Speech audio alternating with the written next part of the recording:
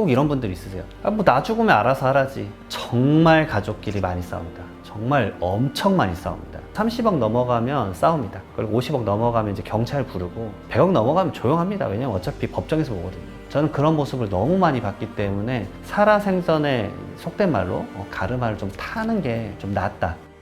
네, 안녕하세요. 저는 이장원 세무사라고 합니다. 하와이 대저택 구독자 여러분들 이렇게 만나 뵈서 반갑습니다. 저는 두꺼비 세무사란 필명을 쓰고 있고요. 주로 이제 부동산 위주의 상속, 증여, 양도, 특히나 이제 자산관리 위주의 업무를 많이 하고 있습니다.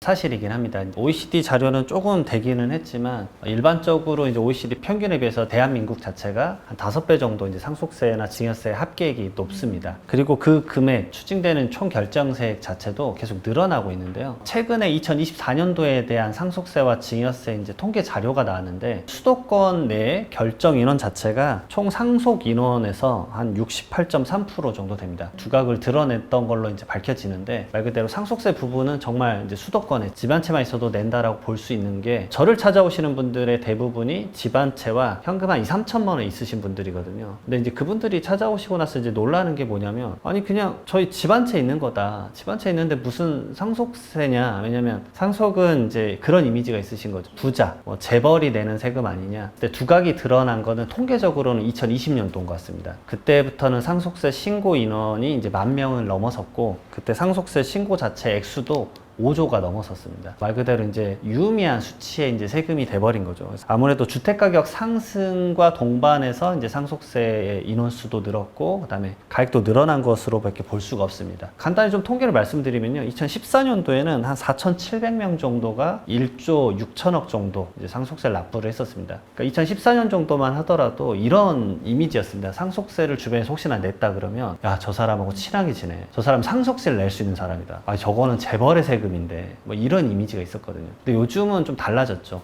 최근 2024년도 통계는 2만 명 이미 넘었습니다. 9조 거의 1,000억 원 정도가 세수가 거쳤기 때문에 9조가 넘는 세금, 거기다 증여세까지 하면 거의 15조에 육박하는 세금이 됐기 때문에 국가적으로도 이렇게 볼 수 있어요. 아, 이제 약간 정책적인 세금이 됐다. 과거에는 약간 재벌이나 부자에 대한 세금이었지만 이제는 이게 하나의 세수의 축을 이루네? 라고 관점이 좀 달라지지 않았나라는 생각이 듭니다. 그래서 상속세를 왜 인식을 못하나라고 이제 제가 이 관련 업무만 거의 10년 가까이 하고 있으니까 상담을 계속 하다 보면서 느꼈던 점은 상속은 죽음을 전제로 할 수밖에 없기 때문에 내가 매년 내는 연말정산이나 종합소득세랑은 좀 다른 셈법인 것 같습니다. 왜냐하면 연말정산이나 종합소득세 같은 경우 예측이 가능하니까 작년에 내가 한 1억, 2억 정도 벌었지? 그러면 올해도 어느 정도 벌면 어느 정도 세금을 내겠구나 라는 이제 예측 가능성 있는 세금인데 상속 같은 경우는 말 그대로 부모님의 죽음을 전제한다라는 게 약간 좀 금기시 되어 있는 느낌도 없지 않아 있죠. 그래서 결국은 상속이 일어나기 전까지 거의 다 몰라 하시는 게 많습니다. 그러니까 이거는 정말 사람들이 대비를 아예 안 하는구나 라고 해서 이런 부분들에 대해서 좀 알려야겠다라고 생각이 많이 들었습니다. 하지만 지금도 상속이 발생하고 나서 저를 찾아오시면 상속세 듣고 대부분은 다 놀라십니다. 왜냐면 이 정도나 정말 내는 게 진짜 현실인가 라는 이제 믿기지 않는 상황을 그때 딱 목도를 하시기 때문에 상속세 같은 경우는 납부를 거의 6개월 이내 해야 되기 때문에 그 자금을 어떻게 마련하느냐에 대한 현실적인 문제가 이제 스타트가 되는 거죠. 그래서 납부를 이제 못하니까 대부분 연부연납이라는 시스템이 생겼고 연부연납은 이제 말 그대로 세금을 쪼개서 내는 겁니다. 그래서 처음에 한 조각을 이제 6개월 이내 내고 그 다음에 지금 상속세 같은 경우는 최대 이제 10조각 10년간 나눠서 낼 수 있습니다. 원래는 5년이었는데 이건희 회장님이 돌아가시고 나서 한 번에 내는 금액이 너무 크다. 한 번에 2조 4천억 정도 내거든요. 그래서 이게 금액이 너무 크니까 이 금액을 한 번에 내는 건 버겁겠다 싶어가지고 10년으로 늘려준 겁니다. 10년으로 늘렸다는 얘기는 저는 이렇게라도 생각합니다. 상속세 자체가 세원이 커졌고 이걸 낼 수 있는 일반적인 사람들이 많이 없으니까 10년으로 늘려준 거구나 라는 개편의 의견도 저는 좀 생각이 듭니다. 근데 늘려준다고 마냥 좋은 게 아니라 물건 담보를 잡아야 되는 것도 있고요. 이자를 내야 됩니다. 공짜는 없죠. 지금 3.1% 정도에 대해서 이자를 내야 되기 때문에 뭐 남은 금액이 10억이다. 그럼 10년 쪼개서 내니까 그 다음 연도에는 1억을 내겠지만 10억에 대한 3.1%, 3,100만 원도 같이 내야 됩니다. 아주 좀 무서운 세금이죠, 사실.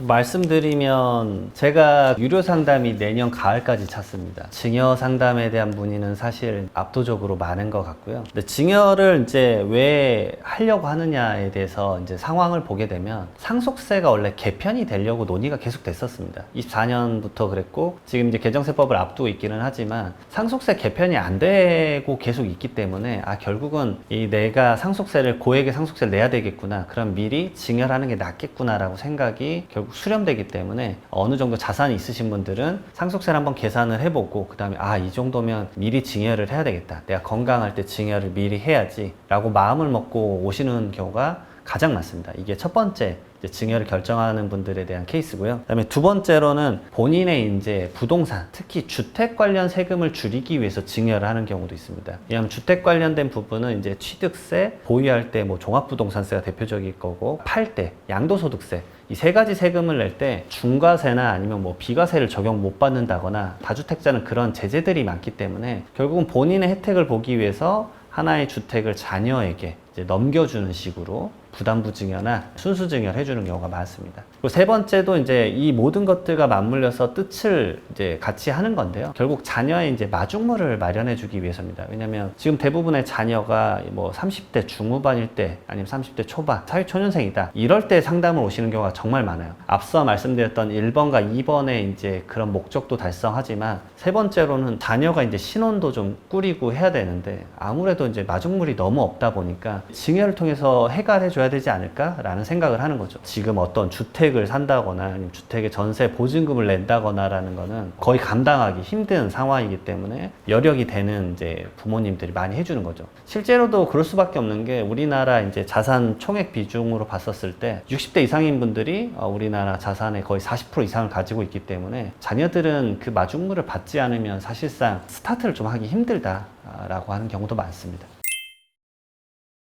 2019년도부터는 제가 인식의 변화가 많이 된 걸 진짜 많이 느낍니다. 물론 아직도 외부 제가 강의를 많이 가는데 외부 강의 가면 꼭 이런 분들 있으세요. 뭐 나 죽으면 알아서 하라지. 정말 많습니다. 결론부터 말씀드리면 정말 가족끼리 많이 싸웁니다. 정말 엄청 많이 싸웁니다. 이건 뭐 뒤에 후차적으로 좀 말씀을 드리겠지만 그래서 제가 말씀드리는 건 이겁니다. 20억짜리 하나의 자산 큰 포지셔닝이 있고 예를 들어서 주택이 한 채가 20억인 거죠. 현금성 자산 뭐 연금으로 2, 3천만 원 있는 상태에서 20억짜리 자산을 주란 얘기는 절대 하지 않습니다. 예를 들어서 내가 이제 갖고 있는 부동산이나 포지셔닝이 10억의 부동산, 뭐 5억의 주식, 5억의 현금성 자산 뭐 이런 식으로 배분이 되어 있다라고 한다면 이게 좀 쪼개서 줄 수 있기 때문에 그런 상황에서는 증여를 한번 고려해봐라고 말씀을 드리지만 제가 이게 한 덩어리가 크신 분들이 있거든요. 이런 분들은 첫 번째로는 자녀가 그걸 받더라도 증여세를 감당을 못 합니다. 이미 헤비해졌기 때문에 뭐 증여라고 해서 주면 다 땡큐라고 생각할 수 있겠지만 자녀가 그 낼 세금을 낼 여력 자체가 안 돼요. 증여세가 막 6억, 8억씩 나오는데 그걸 어떻게 줍니까? 못 냅니다. 그런 경우에는 아예 어느 하나의 이제 부의 이전에 대한 형태도 성립이 되지도 않을 뿐더러 그걸 줘버리면 말 그대로 그 부모님은 불안하시거든요. 그러니까 저는 그런 거는 권하진 않지만 이 쪼개져 있는 상태라면 무조건 했으면 좋겠다. 그리고 준비 없는 이제 상속이 일어났었을 때 다툼은 정말 더욱 잦아집니다. 그래서 알아서 하겠지라는 생각은 제가 봤을 땐 소송으로 무조건 이어지는 걸로 갈 수밖에 없어요. 제가 우스갯소리로 이런 얘기합니다. 30억 넘어가면 싸웁니다. 그리고 50억 넘어가면 이제 경찰 부르고 100억 넘어가면 조용합니다. 왜냐면 어차피 법정에서 보거든요.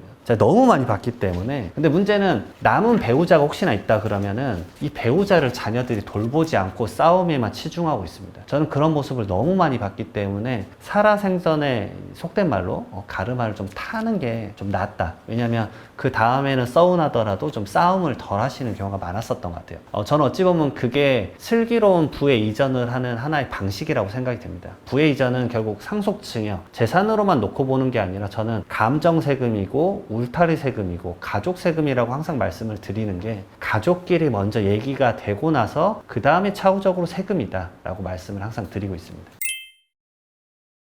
우선 상장 주식 가지고 계신 분들이 꽤 있기는 한데 제가 봤을 때 평균적으로 10분 정도의 상속세 미팅을 한다 그러면 한 분 정도 있으신 것 같아요. 근데 그분들은 이제 주식 위주의 투자를 많이 하시는 분들이더라고요. 물론 부동산도 좀 있으시고 상장 주식 같은 경우는 평가 기준일 이전 2개월, 이후 2개월에 말 그대로 종가 평균액으로 계산을 합니다. 그렇기 때문에 돌아가신 날이 예를 들어서 뭐 8월 1일이다. 저와 이제 미팅을 한 날이 8월 15일이다. 그러면 그 상장 주식의 가액을 아직 알 수가 없습니다. 결국은 2달이 더 지나봐야 되기 때문에 10월 달까지, 10월 1일까지 뭐 확인을 해야 되는 그런 상황들이 있습니다. 그래서 상장 주식은 전후 2개월이라고 보시면 되고요. 제가 어떤 가액을 조정을 할 수가 없죠. 결국은 상장 주식 내에서 가액이 조절될 테니까. 요즘 같은 경우는 코스피 시장이 좋기 때문에 가액이 좀 높게 산정될 수 있다는 거 말씀드리고, 하나 더 유사한 시스템이 이제 가상자산입니다. 말 그대로 코인을 가지고 상속 증여가 일어나는 경우가 요즘 빈번한데요. 왜냐면 나이 드신 분들도 요즘 코인에 대한 투자 상당히 많이 하고 있습니다.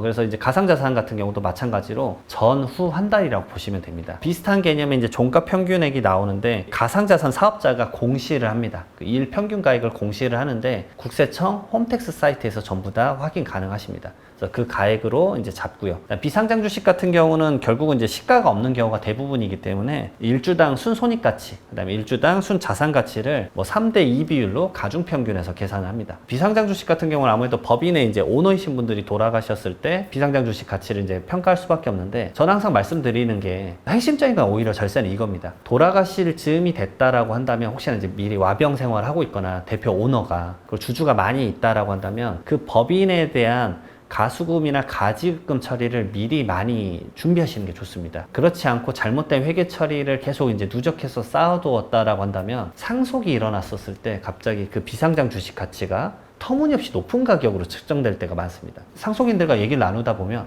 저희 아버지 회사 주식이 한 주당 40만 원이요? 이런 경우가 정말 많이 펼쳐집니다. 그래서 뭐 40억이 측정되는 경우가 있는데, 아니 이 회사를 누가 40억이나 가치를 봅니까? 이렇게 이제 말씀은 하시지만 계산을 해보면 그렇게 나오는 경우가 많기 때문에 미리 비상장 주식에 대해서도 내가 어느 정도 나오는구나 라는 것도 좀 판단해 보시고, 가업 증여공제나 가업 상속공제 같은 경우도 혹시 요건이 되는지 확인을 해서 추후에 상속이 일어났을 때 이제 많은 공제를 받는 방법이 뭔지를 미리 컨설팅 같은 거 받아보시는 게 좋지 않을까 말씀드립니다. 우선은 가상자산 관련해서 세금의 정의는 내려져 있습니다. 지금 안 내지 않냐? 왜냐면 유예해서 27년 1월 1일부터 내는 걸로 알고 있다. 이런 큰 틀만 알고 계신 분들이 많은데 전혀 그렇지 않다라는 걸 말씀드리고 싶은데, 가상자산에 대해서 내가 사고 팔아서 양도를 해서 아니면 교환을 해서 이득을 챙겼다. 이 부분에 대해서만 26년 12월 31일까지 과세가 되지 않습니다. 근데 이건 얘기가 달라요. 가상자산을 자녀에게 증여해줬다. 자녀에게 상속해줬다. 이거는 이미 과세하고 있습니다. 하나 더 이제 중요한 핵심 포인트인데, 해외에서 내가 가상자산을 하고 있다. 대표적인 사이트죠. 바이낸스에서 많이들 하시는데요. 그 해외에서 내가 하고 있는 금액이 5억 원이 넘어간다. 가상자산뿐만이 아니라 해외의 금융계좌, 그 다음에 주식계좌, 채권계좌, 보험계좌, 그 다음에 23년 6월부터 해외의 가상자산 계좌까지 포함해서 매월 말일자에 5억 원을 한 번이라도 넘으면 해외 가상자산에 대해서 신고를 해야 됩니다. 계좌 신고를. 그 부분도 이제 세금에 대해서 과태료가 엄청 높은데, 이런 것들을 모르고 계신 분들은 이 코인은 세금 아무것도 없어, 막 해도 돼 라고 생각하셨다가 정말 크게 과세당하는 경우 정말 많습니다. 결국은 내가 이제 산 금액이 100원이고 그 다음에 판 금액이 1000원이다. 900원에 대해서 이제 수익이 발생했기 때문에 이런 부분에 대해서 지금 정의하고 있는 건 기타 소득입니다. 물론 27년 1월 1일부터 과세가 시작되겠지만 그 전에도 이런 시스템을 알아두는 거는 상당히 도움이 되시죠. 가장 유사한 시스템은 해외 주식 생각하시면 됩니다.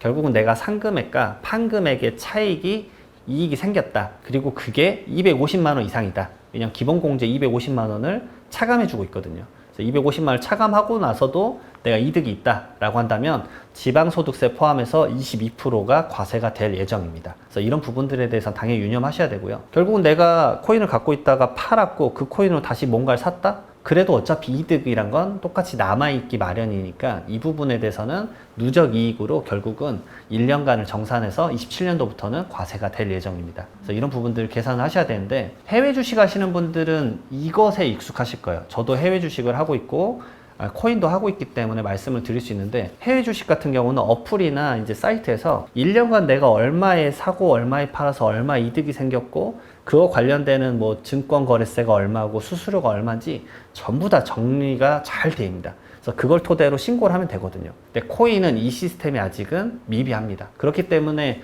27년 1월 1일부터 과세하게 되어 있는 것도 결국은 이 시스템의 구축 시간이라고 보시면 됩니다. 근데 이게 우리나라만 지금 구축하고 있는 게 아니고요. OECD가 전체 구축하고 있습니다. 그 시스템 이름은 CARF라고 하는데, CARF라고 하는데, 결국 목표는 그겁니다. 대한민국에 미국에 이제 거주자가 있으면 우리 그 내역이 뭔지 모르겠어. 좀 알려줘 라고 해서 OECD 모든 국가에 대한 국세청이 정보 교류 시스템에 그 내역을 모두 올리게 되어 있습니다. 그러면 그 올리려고 내역을 뽑아내는 게 결국 누구다? 가상자산 사업자. 우리가 흔히 알고 있는 어피트나 빗썸. 여기서 국세청이 전부 다 신고하게 되어 있습니다. 그래서 이 관련된 입법, 세법 개정은 이미 몇 년 전에 됐고요. 이거를 신고하지 않으면 이미 과태료도 엄청나게 때리고 있습니다. 이런 시스템이 점점 구축화되고 DB화 되니까 여러분들의 코인에 대해서 사고 팔았을 때 이익에 대해서 전부 다 알아내기 쉬울 거예요. 현재는 과세가 아니기 때문에 사실 시스템 구축을 좀 하고 있는 단계라서 미래는 지켜봐야 되겠지만, 제가 생각했었을 때는 해외 주식 증권사에서 제공해주는 그런 서비스랑 비슷해지지 않을까라는 생각을 합니다. 왜냐면 해외 주식 하시는 분들은 알겠지만 매년 5월 달이 되면 증권사의 어플에서 이제 도와줍니다. 그래서 무료로 당신의 해외 주식 양도소득세 신고서를 도와드립니다 해서 이렇게 서비스를 제공하고 있거든요. 그래서 지금은 아니지만 가상자산 사업자 측에서도 제공할지는 모르겠지만 그런 걸 고객 서비스 차원에서 제공해주지 않을까라는 생각이 듭니다. 근데 그게 제공이 안 된다고 한다면 결국은 1년치에 내가 코인으로 얼마에 사고 팔아가지고 이익을 벌었는지에 대한 데이터 정도는 가상자산 사업자가 무조건 제공할 테니까 그것에 따라서 내가 이제 결국은 국세청 홈택스 들어가서 신고를 한다거나 가상자산 관련해서 세금 업무를 잘 처리하는 세무사님에게 의뢰를 맡길 수밖에 없겠다라는 생각이 듭니다. 근데 만약에 이제 가상자산 사업자를 한 군데서만 한다 그러면 이 업체에서 도와줄 수도 있을 것 같아요. 추후에 시스템을 구축을 할 것 같은데 내가 두 군데, 세 군데 쓰고 있다 그러면은 이걸 합쳐서 계산하는 거는 아무래도 세무사님에게 의뢰를 맡기지 않을까라는 생각이 듭니다.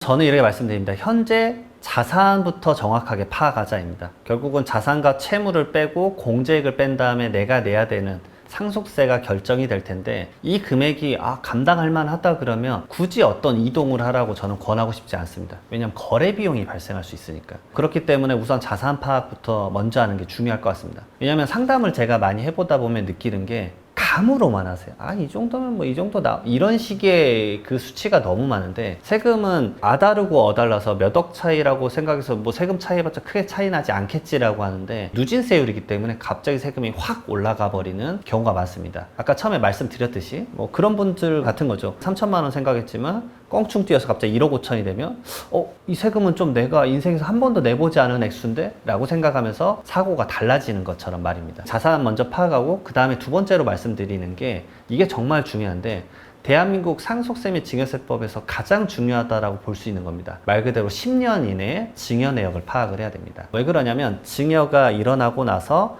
10년 이내에 재차 증여를 하면 이거를 합쳐서 계산한다 그래서 합산이 됩니다. 합쳐서 계산하는 게 무슨 중요하냐라고 할 수 있는데, 이 말 그대로 공제액수도 전부 다 받았다라고 한다면 두 번째 증여받았을 때 공제를 못 받게 되겠죠. 그리고 합산이 되기 때문에 세율이 높아집니다. 예전에는 낮은 세율인 10%였는데 합쳐서 받았더니 30%가 됐다 그러면은 껑충 증가되는 세금을 낼 수밖에 없는 거죠. 이게 상속세에서도 똑같이 적용이 됩니다. 말 그대로 증여를 받고 나서 10년 이내에 돌아가셨다라고 한다면 증여자가 수증자들에게 줬던 내역을 전부 다 상속재산에 또 얹어서 계산합니다. 그래서 상속인은 10년, 대표적인 상속인은 당연히 배우자랑 자녀들이죠. 그리고 돌아가신 분은 이제 피상속인이라고 표현을 하죠. 자, 그 다음 상속인 이외의자는 5년입니다. 5년에서 대표적인 게 이제 사위, 며느리, 손주, 형제. 여기서 저는 이제 많이 권하는 게 뭐냐면, 결국 10년 이내에 얼마나 증여를 했는지도 파악을 해보고, 그 다음에 내가 상속재산이 많다 그러면 건강 상태나 이런 것들도 체크를 해보셔야 돼요. 상담을 많이 오시는 분들이 누구냐면 치매 환자분들이세요. 근데 치매 환자 중에서도 내가 경증이냐 아니면 중증이냐를 또 나누셔야 됩니다. 왜냐면 치매는 초반부터 약을 꾸준히 드시면 속도를 상당히 늦출 수 있기 때문에 건강하게 오래 지낼 수 있습니다. 그러면은 내가 10년 이상 건강하게 지낼 수 있을 것 같다라고 한다면 상속인에게 주는 것도 좋고요. 그 다음에 상속인 이외의자 중에서 저는 손주를 많이 권합니다. 왜냐면 5년이 지나면 상속재산이 합산이 안 되기 때문에 증여세만 내고 끝날 수도 있고, 그 다음에 통계적으로 지금 돌아가시는 분들 중에 50% 이상이 80대입니다. 80대 이상인 분들이 많은데요. 말 그대로 대한민국 의료가 좋기 때문에 건강하게 지내시는 거죠. 이분들의 손주 나이가 벌써 사회 초년생입니다. 그러니까 이 손주들이 이제 사실상 마중물이 필요하거든요.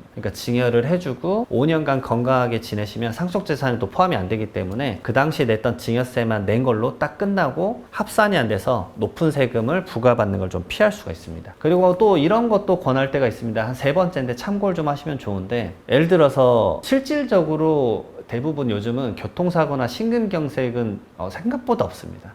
보게 되면 대부분 와병 생활을 좀 오래 하거든요. 그러면 사실상 가족의 경제가 좀 흔들립니다. 왜냐면 부모님은 그동안에는 연금소득으로 지내셨는데 그게 건강했을 때 얘기고요. 건강하지 않았을 때는 비용 지출이 갑자기 늘어납니다. 근데 월 평균 간병비가 얼마인지 대부분 많이 모르실 텐데, 한국은행에서 최근에 연구 결과로 나온 게 월 370만 원입니다. 근데 정말 그 정도의 간병비가 들어가고요. 그에 버금가는 병원비, 생활비가 들어갑니다. 비용 자체가 이것저것 하게 되면요, 그냥 1,000만 원이 훌쩍 넘어갑니다. 그런 상황이라면 저는 이렇게 말씀드립니다.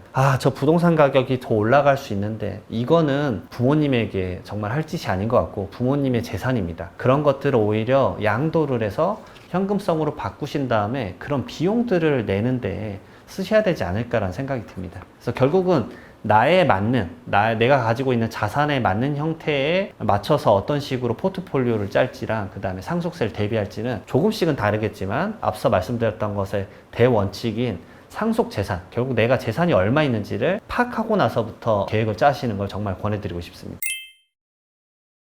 실무에서는 이제는 감정평가는 거의 필수입니다. 감정평가란 단어를 지금 처음 들으시는 분들 상당히 많으실 거예요. 아파트를 얘기로 들어보면 아파트에 그러면 상속을 받았다. 그럼 그 가액을 얼마로 설정할까?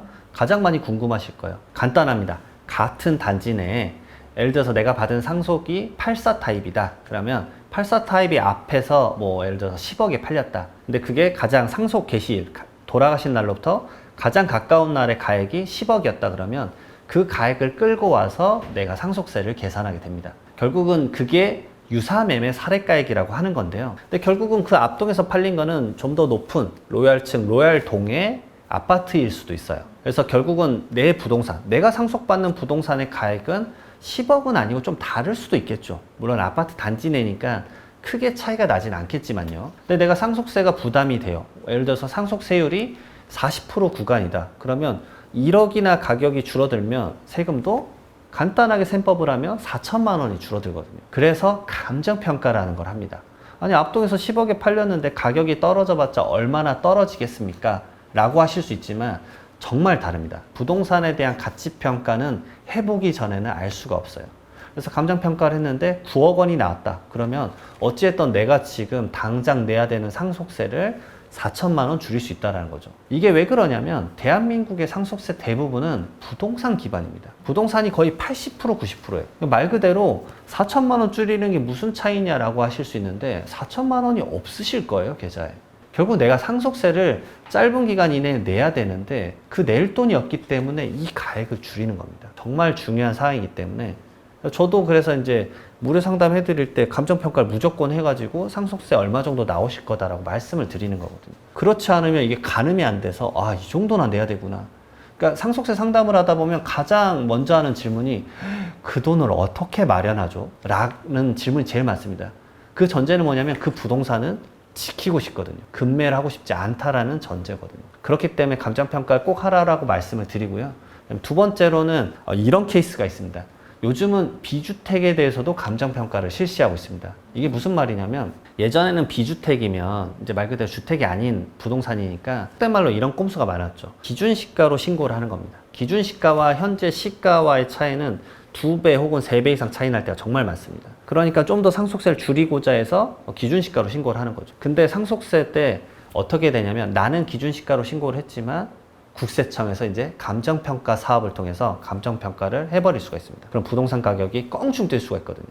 그렇기 때문에 미리 선제적으로 감정평가를 하는 것이 나을 수도 있습니다. 제가 실제 예시를 말씀드려보면 상속세는 무조건 세무조사가 이제 수반되기 때문에 기준시가가 한 40억 정도 되는 빌딩이셨어요. 근데 상속 다툼이 너무 커서 이걸 감정평가 가액으로 신고를 할 수가 없었습니다. 감정평가 가액은 얼추 한 80억 정도 나왔어요.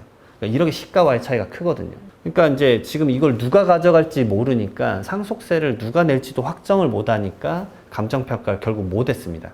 그리고 상속세 신고 끝나고 나서 대부분 9개월 이내 이제 상속세 세무조사를 하는데 5개월 정도 지나면 연락이 옵니다. 당연히 국세청에서는 감정평가 하겠다라고 했습니다. 근데 그 감정평가 가액이 5개월밖에 안 지났는데 120억이 나왔습니다. 왜 그럴까요? 그럴 수밖에 없습니다. 우리는 상속세를 줄이기 위해서 감정평가를 낮추겠죠. 근데 감정평가라는 건 여러 목적이 있는데 그 비주택이 있는 그 지역의 근처에서 개발 사업을 하셨죠. 말 그대로 신축을 했습니다.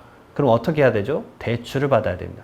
여러분들 대출 받을 때는 내 부동산 가격이 높길 바랍니다. 내 부동산 가격의 보증성이 높을수록 대출을 많이 받을 수 있으니까. 그 5개월 사이에 그 가액이 발생했고 그 가액을 끌고 와서 계산을 하니까 120억이 된 겁니다. 여러분들 1억에 실무적으로는 정말 기상천외한 변수들이 많이 생깁니다. 그러면 이분은 얼마를 더 냈냐? 40억에서 120억의 차이인 80억이 늘어난 겁니다. 가끔 헷갈리시는 분들이 여기서 80억에서 120억에서 40억 늘어났다고 하시는데 우리 신고는 40억이 들어갔었죠. 근데 결국 간평에선 120억이 됐으니까 80억 증가분의 50%인 40억 원을 더 내야 됩니다. 돈이 없죠. 근데 여기서 이제 한 단계 더 나아갑니다. 이 부동산은 이 망인이 돌아가시기 전에 3년 동안 얼마에 팔려고 했었냐면 80억에 팔려고 3년간 내놨는데 아무도 사지 않았습니다. 결국은 감정평가라는 특이성으로 인해서 120억으로 가액을 인정받고 상속세를 더 낸 꼴이 됐지만 미래에 해당 부동산을 결국 80억 원에 판다고 해보겠습니다. 이 먼저 냈던 상속세는 1원도 돌려주지 않습니다. 결국은 120억의 취득가액으로 인정받고 80억에 싸게 팔았으니까 40억 원의 손실만 발생하고 끝나는 상황이 펼쳐집니다. 결국은 미리 이런 것들을 준비하지 않으면 예기치 못한 세금으로 엄청 큰 세금의 증액이 발생할 수도 있다는 것도 좀 염려해서 말씀을 드립니다.